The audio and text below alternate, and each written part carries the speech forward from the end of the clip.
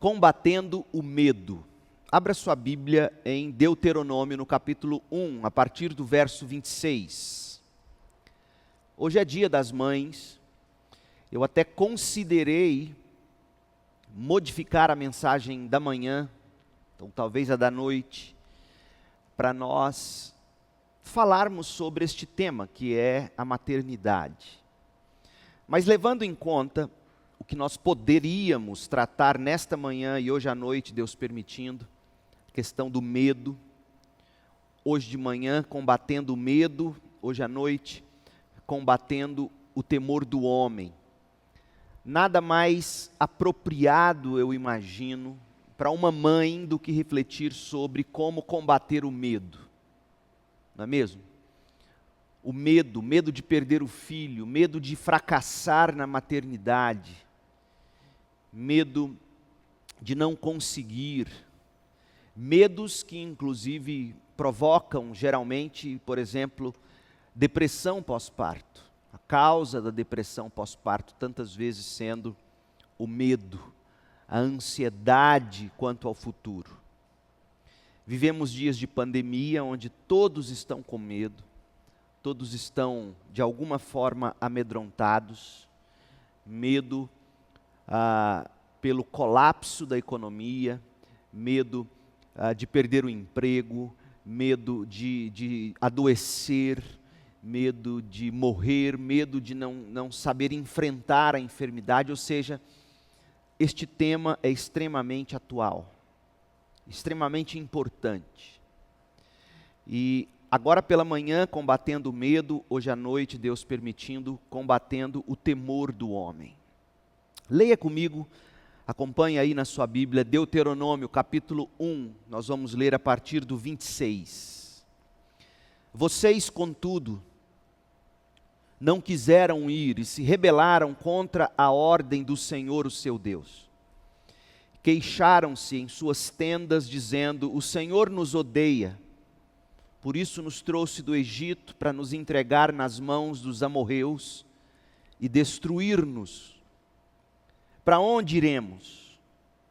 Nossos compatriotas nos desanimaram quando disseram: o povo é mais forte e mais alto do que nós. As cidades são grandes com muros que vão até o céu. Vimos ali os Enaquins.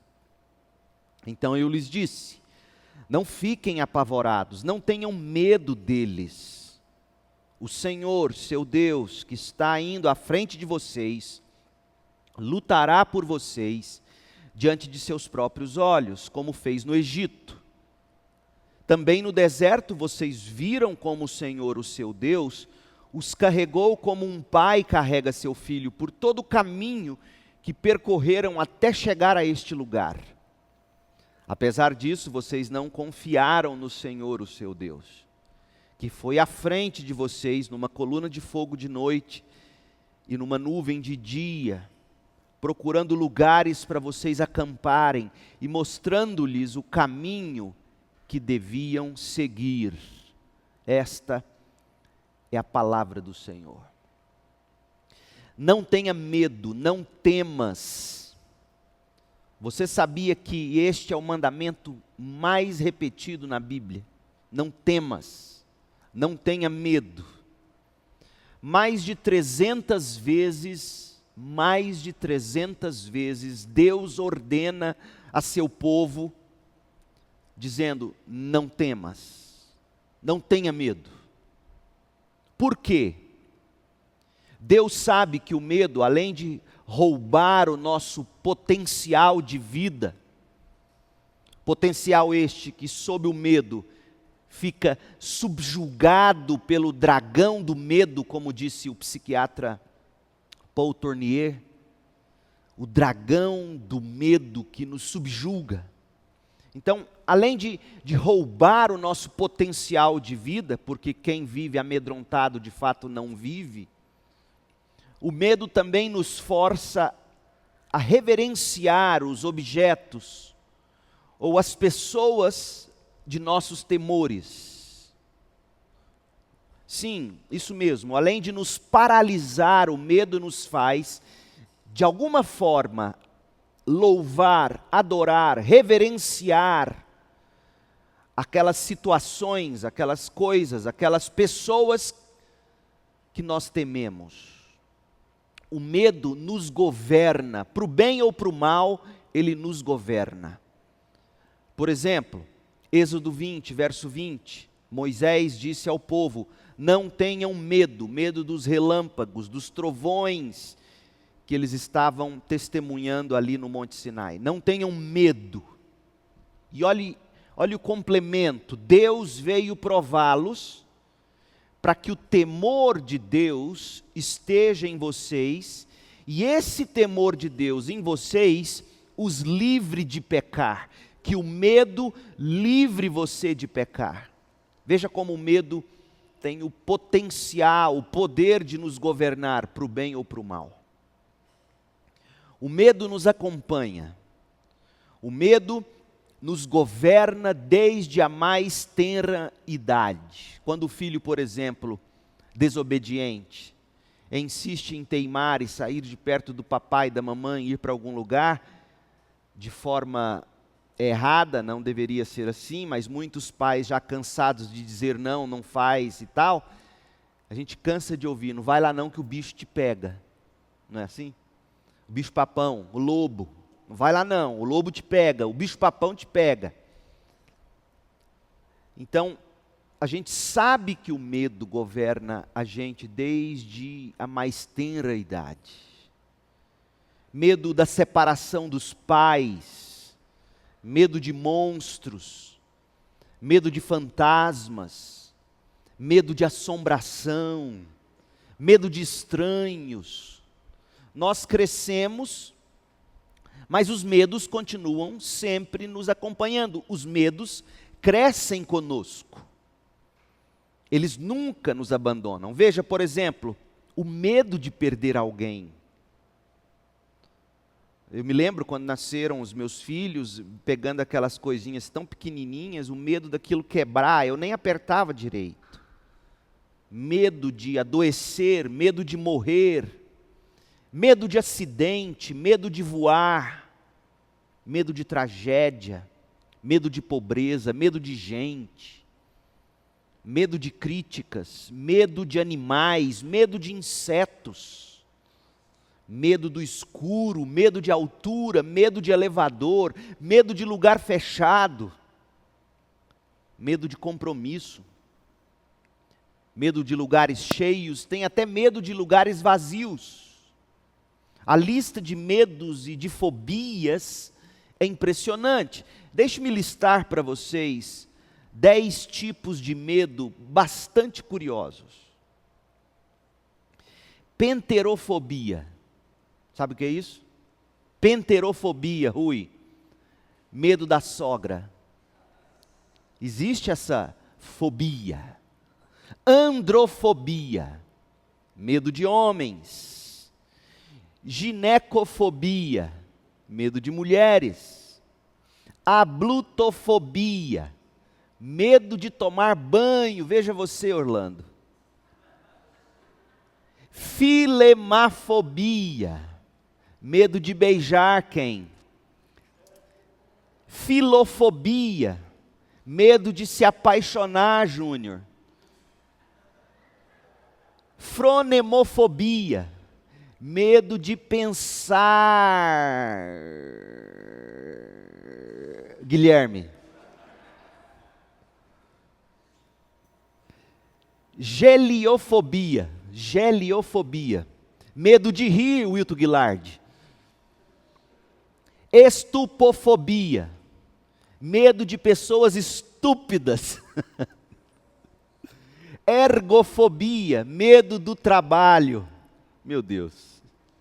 Enfim, a psiquiatria tem uma lista com mais, veja você, mais de 200 tipos de fobias compilados. Eu passaria aqui a manhã toda, à tarde, citando cada uma das 200 fobias. Realmente, gente, não existe sensação que se compare à das garras geladas do medo. Quando de súbito nós somos tomados pelo medo, o corpo todo gela e nós ficamos paralisados. É horrível. Ter medo, no entanto, não é de todo ruim. Deus nos atribuiu o medo para que usássemos de sabedoria ao nos proteger do perigo, do letal, do inesperado. Por exemplo, Provérbios 1, verso 7. O temor do Senhor é o princípio do conhecimento, mas os insensatos desprezam a sabedoria e a disciplina. Temor do Senhor, ou seja, obediência reverente, o tipo de adoração submissa, certo tipo de medo, sim. O temor do Senhor é o princípio do conhecimento. Êxodo 20, verso 20, que já lemos, Moisés disse ao povo: não tenham medo, Deus veio prová-los, para que o temor de Deus esteja em vocês com o fim de livrar vocês de pecar. O medo nos supre com surtos instantâneos de força, velocidade, sabedoria, atenção, justamente quando nós mais precisamos desses sentidos todos aguçados.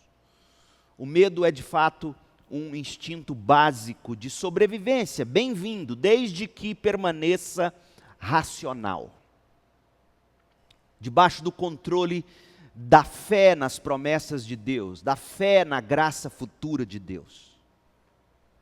Mas há o tipo de medo que os especialistas chamam de fobia, que é o resultado do medo que vem de um desequilíbrio entre medo e fé. Então, todas as vezes que nós tiramos os olhos da fé, desviamos os olhos da nossa fé, das promessas de Deus, a gente fica vulnerável ao medo. Moisés deixou isso claro no texto que a gente leu no início. Veja comigo, Deuteronômio 1, 26. Vocês, contudo, não quiseram tomar posse da terra. Por quê? Olha o verso 32. Porque vocês não confiaram no Senhor, o seu Deus. Então, a falta de fé no Senhor, seu Deus, fez o povo não avançar e conquistar a terra naquele momento.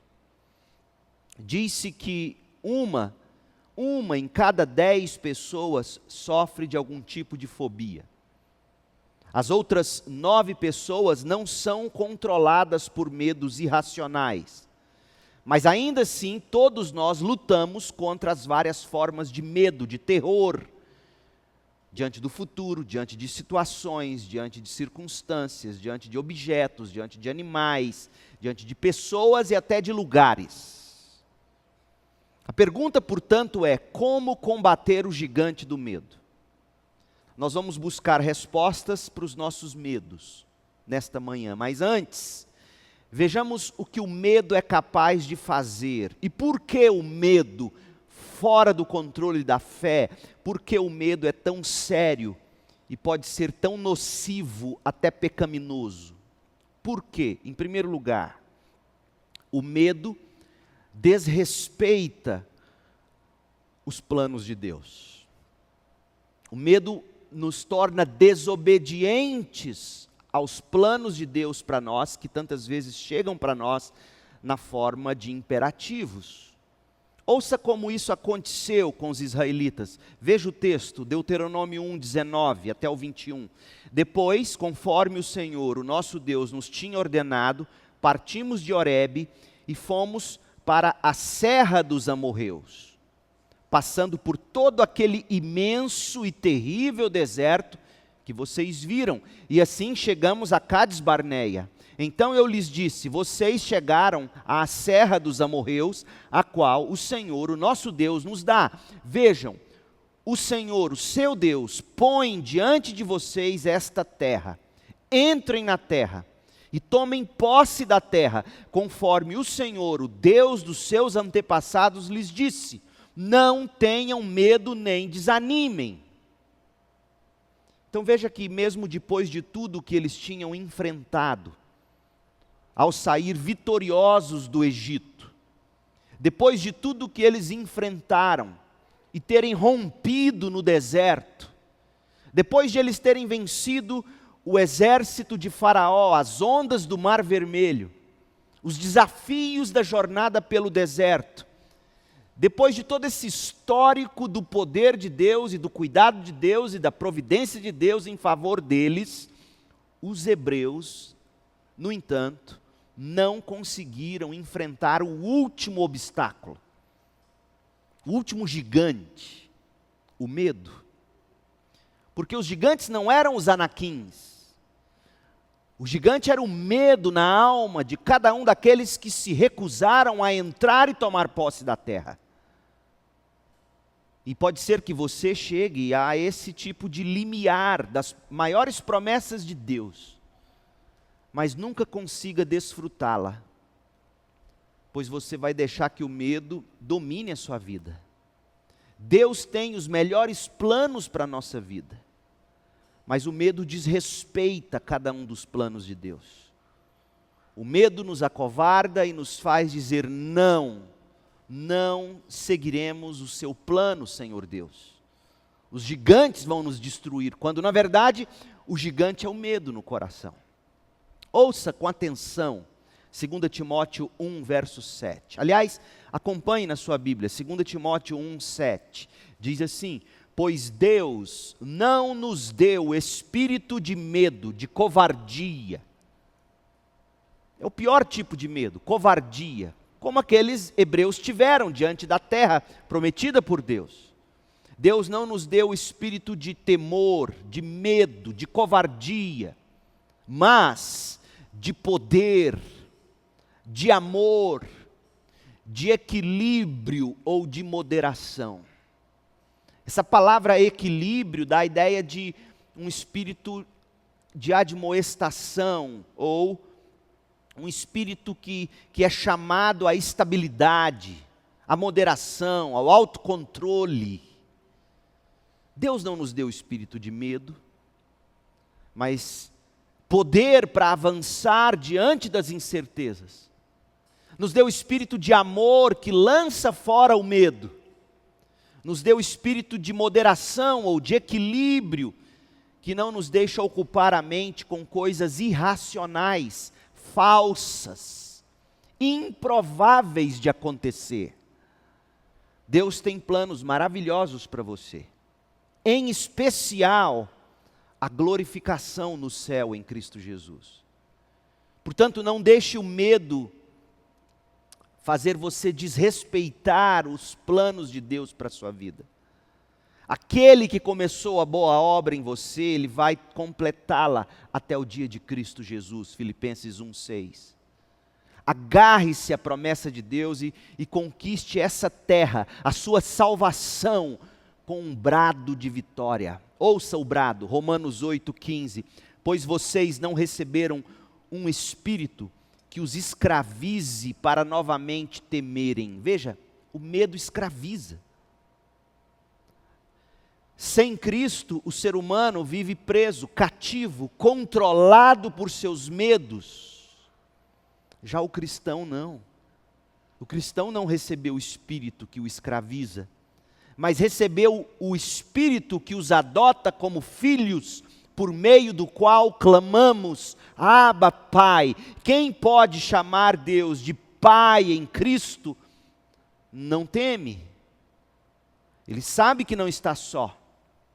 Deus, o Pai, é por você. Deus não te deu o espírito de medo, mas de poder, de amor e de equilíbrio. Não permita, portanto, que o medo faça você desrespeitar os planos de Deus para a sua vida. Segundo lugar, o medo distorce os propósitos de Deus. O medo tem ação bem previsível. O medo distorce a nossa visão. O medo rouba de nós a perspectiva. Veja, por exemplo, o que Moisés diz ao resumir a atitude do povo de Deus em face do medo. Deuteronômio 1:27. Queixaram-se em suas tendas, ou seja, se trancaram em casa e lá ficaram resmungando, atacando com medo. Gente, essa aqui é uma imagem dos nossos dias. As pessoas em quarentena, trancadas em casa, atacando umas às outras, com medo. Redes sociais, mídias sociais. E Moisés diz, olha, nos relata, eles se queixavam dentro de suas tendas. E olha qual era o teor das queixas, o conteúdo das queixas. O Senhor nos odeia. Por isso nos trouxe do Egito, para nos entregar nas mãos dos amorreus e para nos destruir.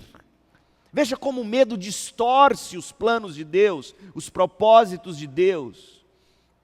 O medo revela o pior de nós. Quando sentimos medo, nós somos tentados a acusar o outro, a ofender, a desconfiar. O medo nos faz desrespeitar, o medo nos faz reclamar, o medo nos faz culpar, o medo nos faz mentir. Tudo para nos protegermos, proteger a nós mesmos. E não termos que admitir que estamos com medo e que precisamos recobrar a fé nas promessas de Deus. A gente sabe que o propósito de Deus não era aniquilar o povo hebreu. Do contrário, ele não os teria tirado do Egito, teria deixado eles morrerem lá, eles morreriam, seria o caminho natural. O propósito de Deus não era aniquilar aquele povo, mas dar a eles a terra prometida. Mas esse propósito divino não tirava deles a responsabilidade que tinham de partir para a luta. Não os isentava da necessidade de ter coragem. Coragem para enfrentar os desafios que tantas vezes vão se agigantar e vão nos amedrontar. Claro que havia gigantes na terra, mas o maior gigante não estava lá em Canaã. Estava no coração do povo. O maior gigante não está nas ruas. Por exemplo, há um provérbio que diz, há um leão lá fora. E aí você fica com medo de sair, porque o leão vai te engolir. Quer dizer, o medo é irracional. O medo estava no coração do povo. O nosso maior gigante não é esse bichinho que está solto aí matando milhares no mundo. Por mais sério que seja. O maior gigante não é o desemprego que virá. O maior gigante não são as perdas. O maior gigante é o medo dentro de nós, que nos faz tantas vezes distorcer o propósito de Deus. Ouça o relato paralelo do texto de Deuteronômio, lá em Números 13, 32. Olha o que o medo faz. E espalharam entre os israelitas um relatório negativo sobre a terra. Terra que Deus estava dando para eles, eles estavam desdenhando daquilo tudo. Disseram, a terra para a qual fomos em missão de reconhecimento, a terra devora os que nela vivem. Meu Deus, era a terra que manava leite e mel. Mas não, o medo fez eles dizerem, a terra devora os que moram nela. Todos os que vimos, todos os habitantes daquela terra são de grande estatura. Vimos também os gigantes, os descendentes de Enaque, diante de quem parecíamos gafanhotos, a nós e a eles. Quanto exagero, gente. Quanta mentira, quanta distorção. Tudo isso por medo de encarar o propósito de Deus. O medo é uma enfermidade letal, é um câncer realmente. Quanto maior o medo sem a fé, mais fraco o raciocínio e mais forte a distorção dos propósitos de Deus. Em terceiro lugar, o medo desencoraja o povo de Deus. O medo é contagioso. Quando alguém cede ao medo, essa pessoa transforma o mundo ao seu redor num ambiente desencorajador. Veja o que diz Deuteronômio 1, 28. Para onde iremos? Nossos compatriotas nos desanimaram quando disseram. Veja, eles foram desanimados pelo medo que viram e sobre o qual ouviram dos outros. Nossos compatriotas nos desanimaram. Para onde iremos? Se voltarmos para o Egito, seremos mortos.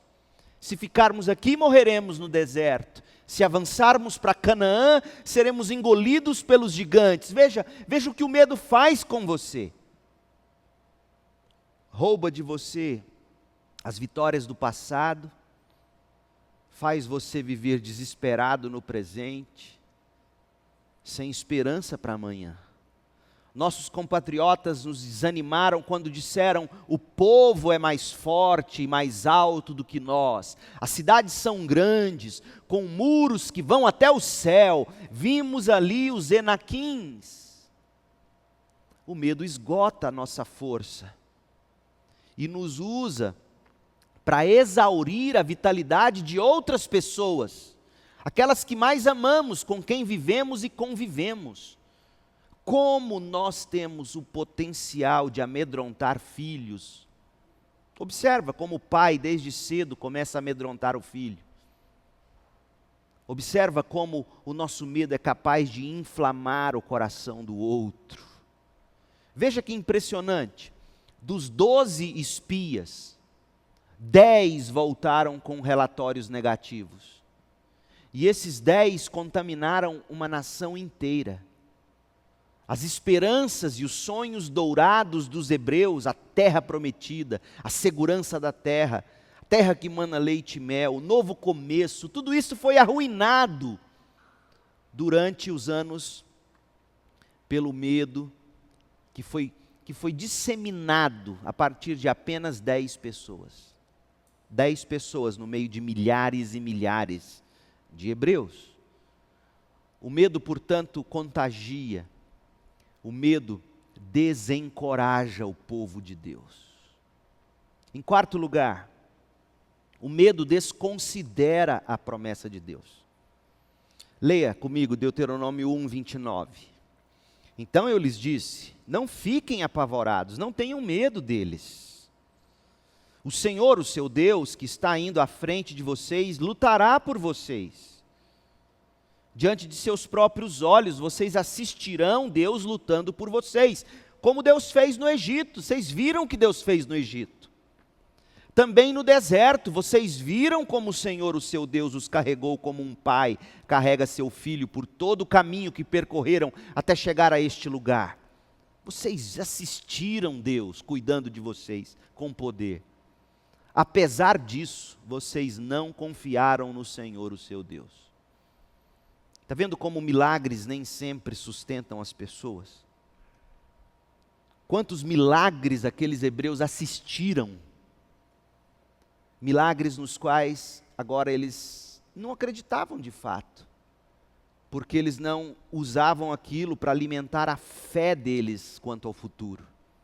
Apesar disso, vocês não confiaram no Senhor, o seu Deus, que foi à frente de vocês numa coluna de fogo de noite e numa nuvem de dia, fazendo o quê? Procurando lugares para vocês acamparem. Deus foi cuidando, mostrando o caminho que deveriam seguir. O que Deus estava pedindo ao povo, tomar posse da terra, o que Deus estava pedindo ao povo não era nada sem procedência. Porque tudo aquilo que Deus pede de nós, Ele antes já terá dado provas de que é por nós. E terá dado também condições para vencermos. Então, o que Deus estava pedindo ao povo não era nada de absurdo. Era, aliás, o convite do Deus que os havia acompanhado desde o Egito por toda a jornada, dando provas atrás de provas de que Ele era por eles e estava com eles. Bastava aquele povo parar, olhar para trás, certificar-se do cuidado de Deus e depois olhar para frente com fé na promessa de Deus. Mas o que o medo faz é que ele nos faz desconsiderar as promessas de Deus, nos cega para os livramentos de Deus.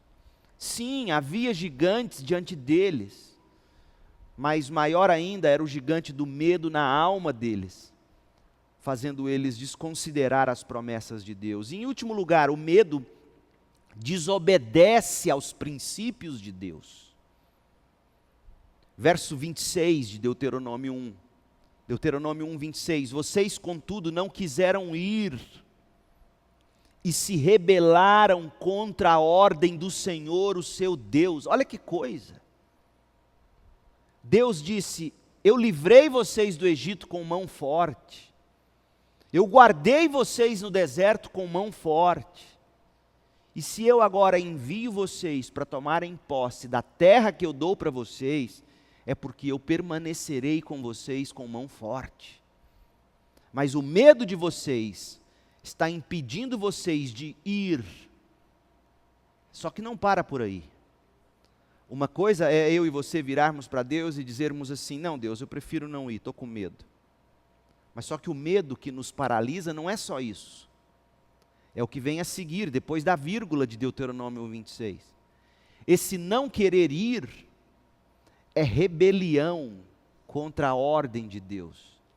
Veja porque o medo é tão pecaminoso. O medo não é apenas, nesse caso que estamos descrevendo, o medo não é apenas uma forma de se autoproteger. O medo é uma expressão de rebelião. Eu não seguirei suas ordens. Nós somos fracos. Medo é a mais pura e a mais simples desobediência quando levada ao extremo. O medo nos impede de aceitar as promessas de Deus. É por isso, talvez agora você faça mais sentido para você, porque que na Bíblia toda há mais de 300 vezes Deus dizendo, não temas, não temas. O medo desobedece aos princípios de Deus. Como enfrentar o medo? Como vencer o gigante do medo? Como aceitar o chamado de Deus, vencendo cada um dos medos que a cada instante tentam nos paralisar? Eu quero ajudar você. Nós vamos recorrer a um trecho do diário de Davi, Salmo 27. Como nós podemos vencer o medo? Vou passear com você, não vou me deter a este salmo, até porque eu já preguei um sermão inteiro sobre o Salmo 27, você pode procurar lá no nosso canal no YouTube, e pode também encontrar o esboço, o áudio no site da igreja. Mas veja como Davi, no Salmo 27, nos ajuda a encarar o medo, a derrubar o gigante. 27, verso 1, Salmo 27, 1. Mostra para nós que a primeira coisa a se fazer é confessar o medo. O pecado do medo. O medo paralisante. É desse medo que eu estou falando. O medo que te impede de levantar da cama. O medo que te impede de sair de casa. O medo que te impede de dar o passo seguinte na vida. O medo que te impede de dizer sim para o plano de Deus para você. A primeira coisa que você tem que fazer é confessar o medo. Olha o que Davi diz. O Senhor é a minha luz e a minha salvação. De quem terei temor? O Senhor é o meu forte refúgio. De quem terei medo? Quem aqui é um prenominal intransitivo. Ou seja, poderia ser traduzido assim. O Senhor é a minha luz e a minha salvação. De que pessoa terei temor? Davi, ao mesmo tempo que está fazendo uma confissão de fé, está confessando. Está dizendo, eu não posso temer pessoas. A primeira coisa que você precisa aprender a fazer é identificar qual é o seu maior temor. E confessá-lo a Deus. Porque se Davi traz isso à tona, é porque aquilo era o mais forte no coração dele. Ele temia o que as pessoas fariam contra ele. E aí ele se lembra de que Deus é luz, de que Deus é forte refúgio. Ele se lembra de que Deus é salvação, ele se lembra do caráter e dos atributos de Deus. Deus é aquele que ilumina a escuridão da nossa alma, fazendo ratos e baratas desaparecerem.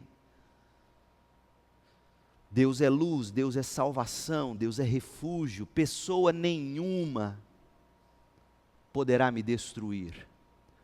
Situação alguma, contingência qualquer que seja, não ceifarão minha vida, se não for assim propósito de Deus. Então a primeira coisa, seja honesto, honesta com você. Dê nome ao seu medo. Você tem vergonha de dizer para alguém? Escreva. Diga a Deus. Coloque aqui: o Senhor é a minha luz e a minha salvação. Eu vou ter medo de quê? Aí você põe o nome. E confesse, diga: Deus, o meu maior medo é esse.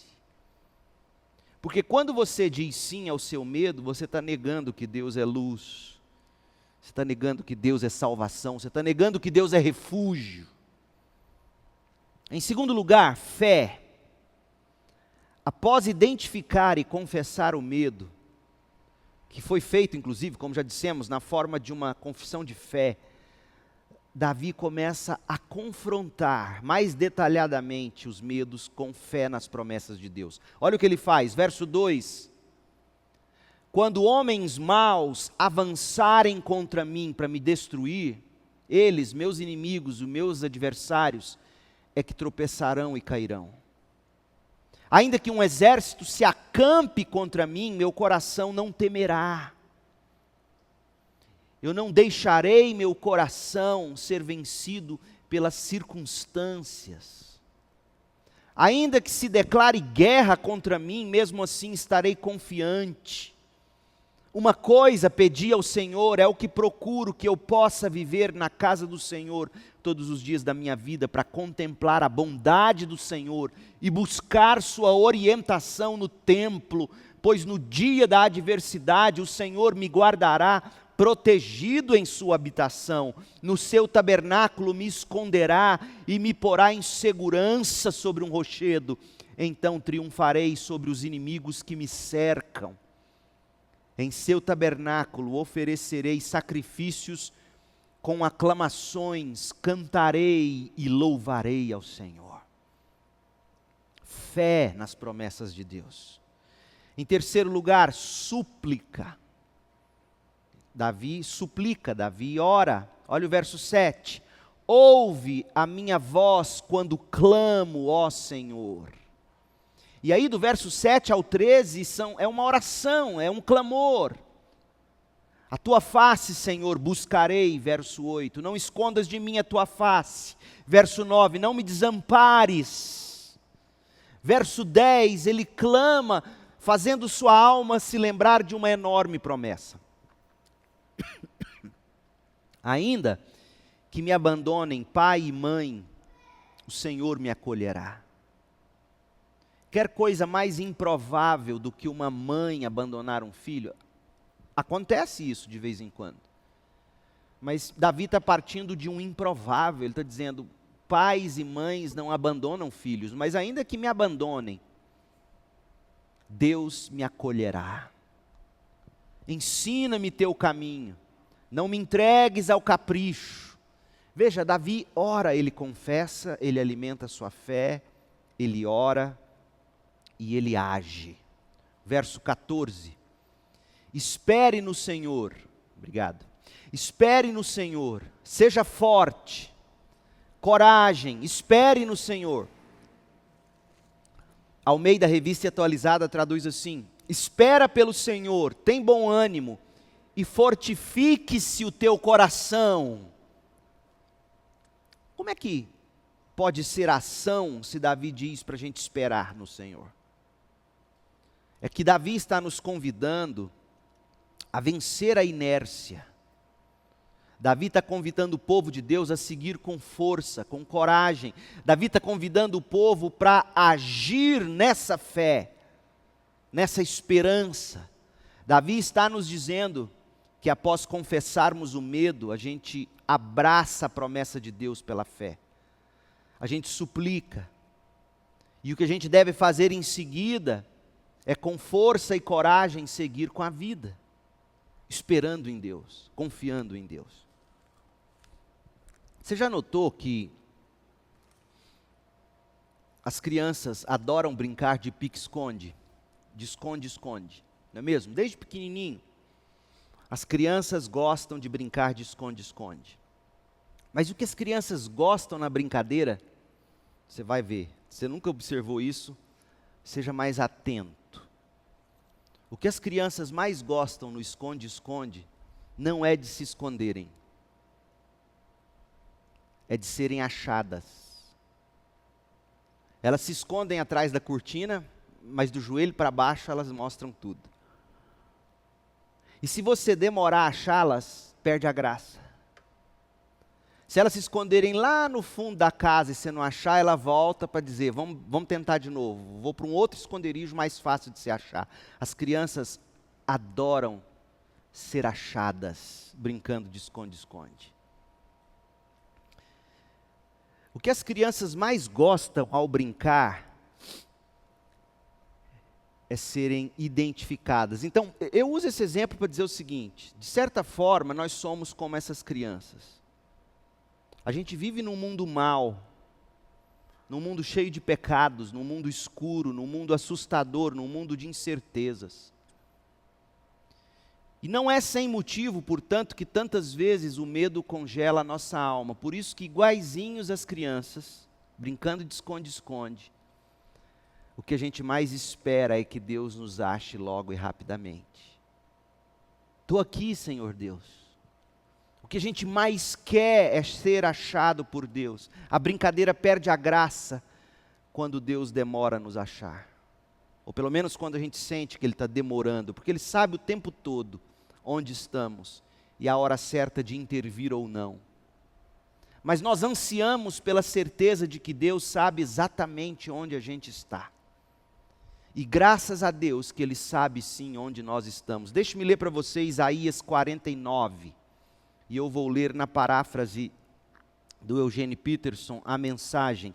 Isaías 49, 15. Pode a mãe esquecer o bebê que mama, abandonar o filho que deu à luz? Pois mesmo que as mães esqueçam, eu nunca esquecerei você, nunca.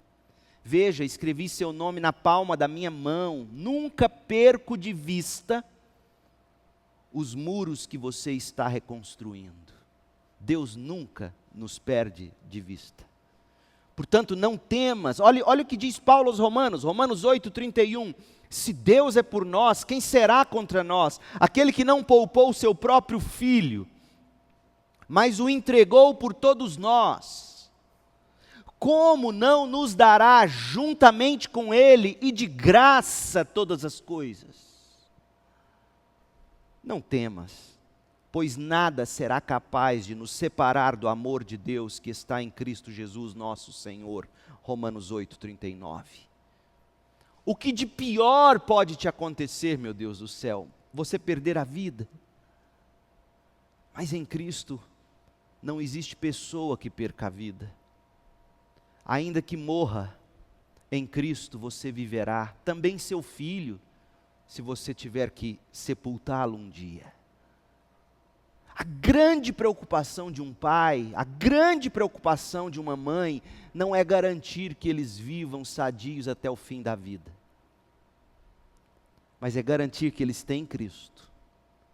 E em toda e qualquer circunstância, cuidando sim deles da melhor maneira possível, certos de que se você tiver que se separar dele pela força da morte, você em Cristo um dia o reencontrará.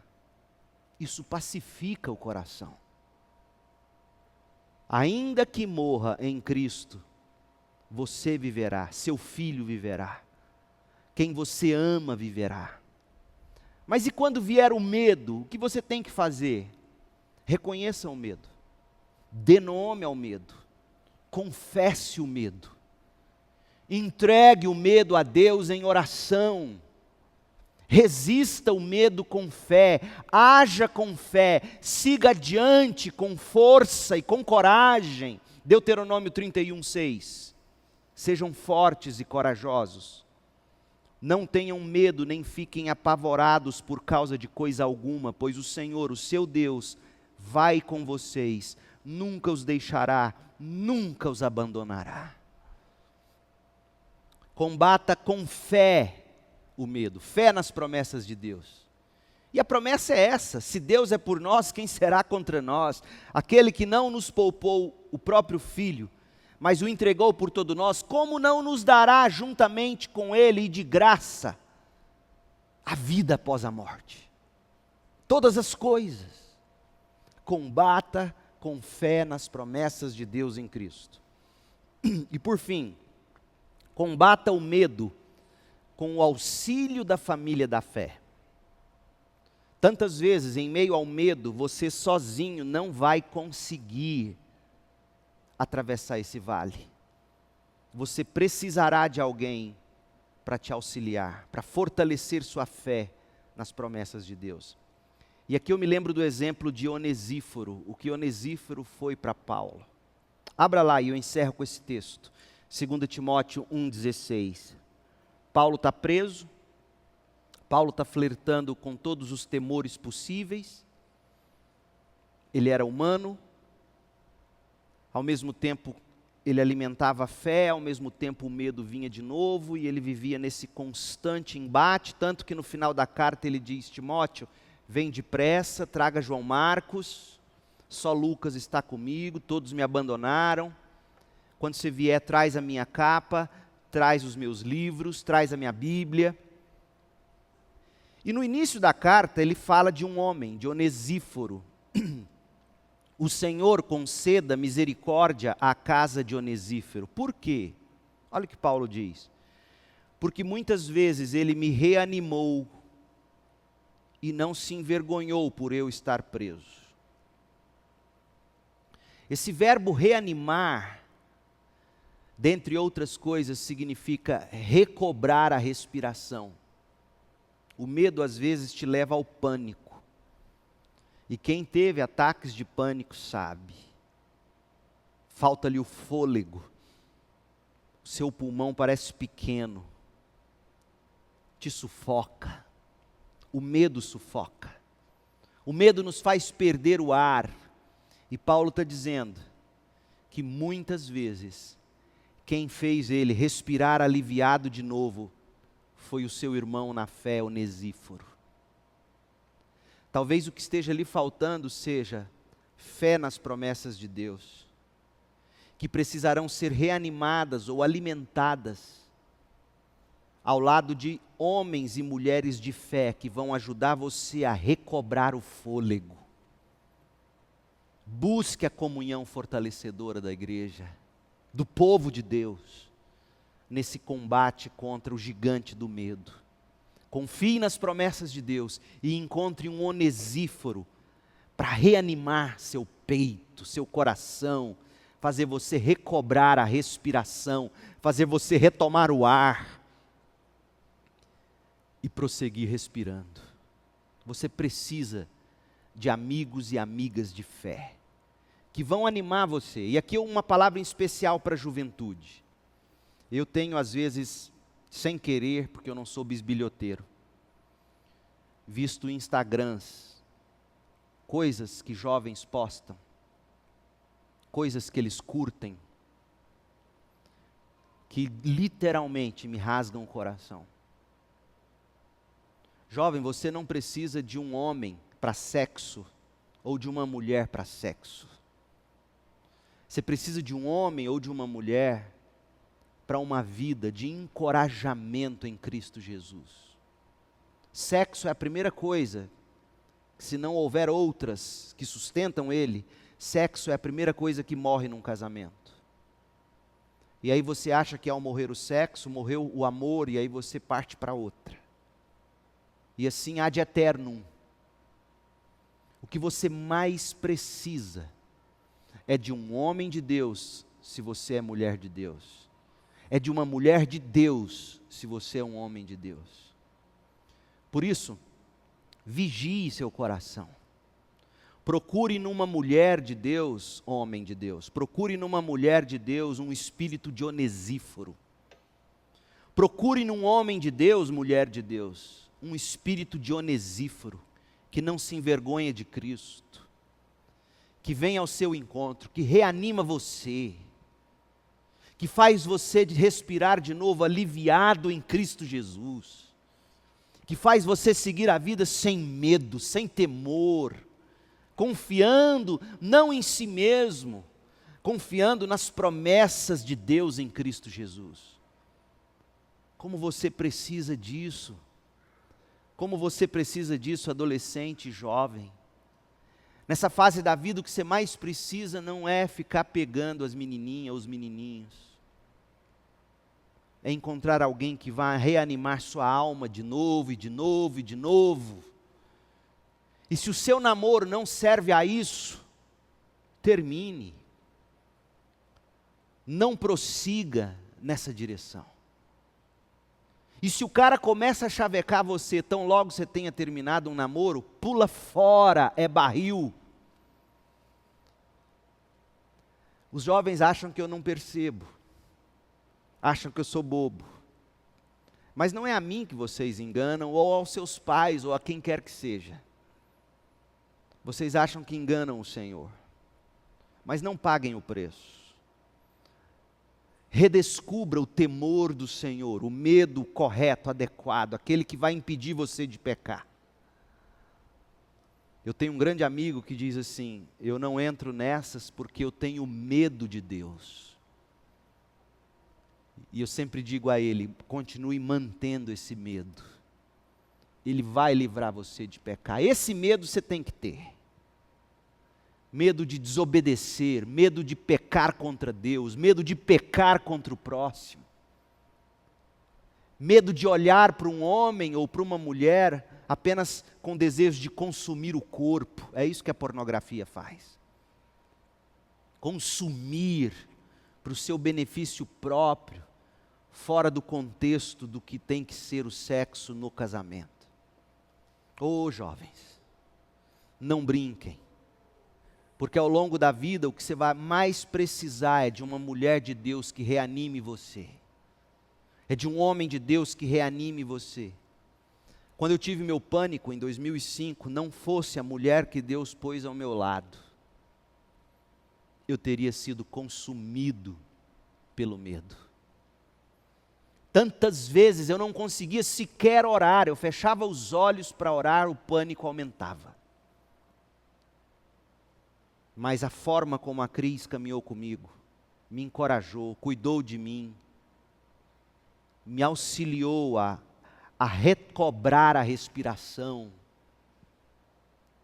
Agora, se você busca numa mulher ou num homem, apenas aquilo que é a primeira coisa que some quando os problemas chegam, você está cavando a sua própria sepultura. Então, nesta manhã, eu quero encorajar você a repensar suas posturas. Porque o seu Instagram revela o que está cheio em seu coração. Arrependa-se, jovem, menino e menina, arrependa-se. Confesse a Deus isso. Busque uma retomada, um novo caminho de vida. Busque isso. Fuja. Há postagens que você não deve sequer assistir. Há filmes, há séries que você não deveria sequer assistir. Ah, pastor, isso é legalismo. Não. Isso é cuidado. Cuidado com a sua alma, cuidado com o seu coração. Para que se expor a certas cenas que vão excitar você, que vão levar você a pecar, a cobiçar o que não é seu? Para quê? Em nome de sabedoria, de cultura e de entretenimento. Seja sábio, tenha o temor do Senhor. Porque se você não souber construir sua vida agora, o que eu mais vejo ao longo da minha caminhada são homens, meninos, meninas que crescem tão cheios de si. Mas aí vem o medo, a vida bate. E eles não têm auxílio, não têm Onesíforo perto deles. As amizades que eles cultivaram foi igualzinha a eles. Meninos que curtiam as mesmas coisas que eles, meninas que curtiam as mesmas coisas que eles, e aí chega a dificuldade, eles não sabem enfrentar. E não tem amigo para encorajar. E aí o medo destrói, o medo derruba. Combata com fé nas promessas de Deus. E combata com o auxílio da família da fé. Você precisa ter à sua disposição homens e mulheres que vão ajudar você a recobrar a respiração, quando vier o sufoco do medo. E ele virá. Mais cedo ou mais tarde ele virá. E se você não tiver bem cercado ou bem cercada, você sucumbirá. Eu tenho visto isso, gente. Como eu gostaria de ter o poder de abrir sua cabeça e enfiar isso lá dentro. Mas guardadas as proporções, e aqui é uma figura de linguagem, né? Entendam, eu creio na soberania de Deus, mas se nem Deus está conseguindo, será que eu consigo? Porque mais claro do que eu estou tentando ser, eu não posso, sob risco de levar um strike do YouTube. Acorda, moçada. Saia dessa escuridão do pecado. Acorda enquanto é tempo. Que Deus te abençoe. E que Deus abençoe você, mamãe, nesse dia tão especial que é o Dia das Mães. Não vai embora não, nós vamos mostrar um vídeo daqui a pouquinho. Mas eu quero encorajar você, mamãe, a não temer. A não temer sobre o futuro do seu filho. Entrega seu filho ao Senhor. Ensine a ele o Evangelho, discipule-o na verdade do Evangelho. E venha o que vier, ele estará seguro em Cristo Jesus. Esse vírus vem e vai. E nós que talvez sobrevivamos a ele, enfrentaremos outras coisas ainda muito piores ao longo da vida. O que a gente precisa de fato não é a garantia de que passou essa pandemia, mas é de que Cristo está no barco, de uma forma que nos encoraje e nos ajude a vencer o medo. Hoje à noite nós vamos falar sobre o temor do homem, muito importante a mensagem. Que Deus te abençoe, mamãe, encoraje você, encoraje a cada um de vocês com graça, misericórdia e paz.